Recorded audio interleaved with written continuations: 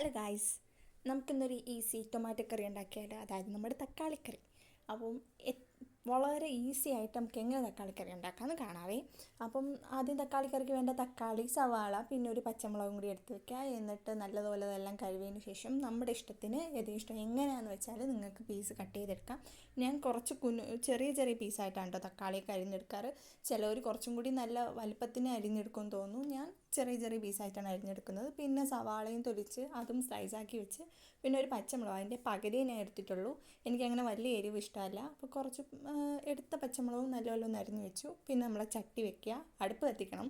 എന്നിട്ട് ചട്ടി വെക്കുക, അതിനുശേഷം എണ്ണ ഒഴിക്കുക. എണ്ണ ചൂടാകുമ്പോൾ കടുക് ഇടുക. കടുക് പൊട്ടുമ്പോൾ ആസ് യൂഷ്വൽ എന്താണ്, കറിവേപ്പില ഇടുക, പച്ചമുളക് ഇടുക, സവാള ഇടുക. എന്നിട്ട് എന്ത് ചെയ്യുക, നല്ലതുപോലെ വരയ്ക്കുക.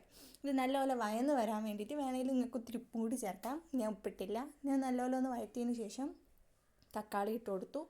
തക്കാളി ഇട്ട് കൊടുത്ത് അതും കുറച്ച് നേരമായിട്ട് വരറ്റും. ഞാൻ അധികം വരറ്റുന്ന ഒരു വ്യക്തി ആയതുകൊണ്ട് കുറച്ച് നേരം കൂടി വരറ്റിയതിന് ശേഷം നമ്മുടെ മസാലപ്പൊടികളെല്ലാം ചേർത്ത് കൊടുക്കാം. ഇത്തിരി മല്ലിപ്പൊടി, പിന്നെ വളരെ കുറച്ച്, എനിക്ക് എരിവ് അത്ര വലിയ ഇഷ്ടമല്ലാത്തതുകൊണ്ട് തന്നെ കുറച്ച് മുളക് പൊടി, പിന്നെ മഞ്ഞൾപ്പൊടി, പിന്നെ എന്താണ് ഉപ്പ്, ആവശ്യത്തിന് ഉപ്പ്, ഗരം മസാല, ഇതെല്ലാം കൂടി ചേർത്ത് നല്ലപോലെ മിക്സ് ചെയ്ത് കൊടുത്തു. അതിനുശേഷം ജസ്റ്റ് നല്ലപോലെ മിക്സായി എന്ന് കണ്ടാൽ ഞാൻ പിന്നെ കുറച്ച് വെള്ളവും കൂടി ഒഴിച്ച് അടച്ച് വെച്ച് വേവിക്കുകയാണ് ചെയ്യുന്നത്. ഇത് എപ്പം വെന്ത് വരും, തിളയ്ക്കുമ്പോൾ തന്നെ ഏകദേശം, തക്കാളിക്ക് അത്ര വലിയ വേവൊന്നും വേണ്ടല്ലോ. അപ്പോൾ ഒരു തിളയൊക്കെ കഴിയുമ്പോൾ തന്നെ എന്താണ്, ഇത് വെന്ത് വരും. അതിനുശേഷം ഉപ്പൊക്കെ നോക്കിയതിന് ശേഷം പാകമായെന്ന് കണ്ടാൽ സെർവ് ചെയ്യാം.